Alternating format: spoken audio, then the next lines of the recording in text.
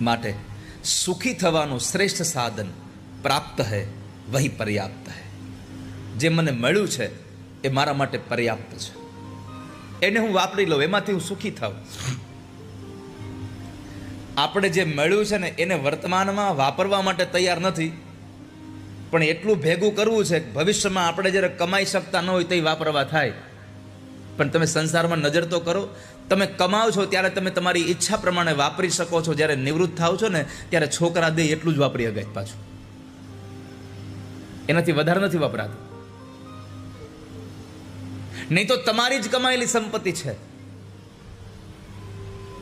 તમારું જ ભેગું કરેલું છે, અને છતાંય તમારા કામમાં નથી આવતું.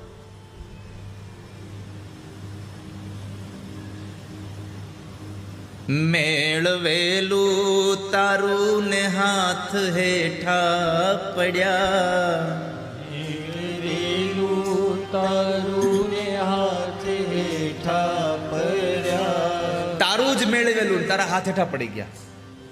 તારી જ ભેગી કરેલી સંપત્તિ તે દીકરાને આપીને પછી દીકરાને કેવું પડે કે ભાઈ થોડાક પૈસા જોઈએ. હવે તમારે શું કરવા પૈસાને?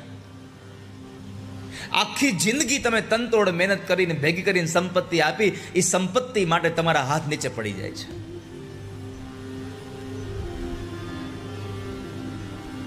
મેળવેલું તારું ને હાથ હેઠા પડ્યા, મેળવેલું તારું ને હાથ હેઠા પડ્યા.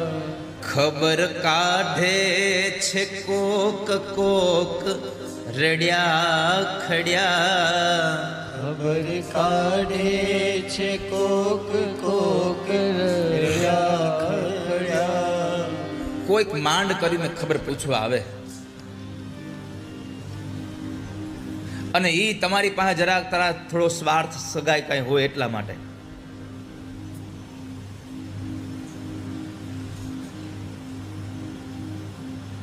દુનિયાનો નિયમ છે, તમે બેઠા હો ત્યાં સુધી બહુ બધા આવે, તમે જાઓ પછી કોઈ ન આવે.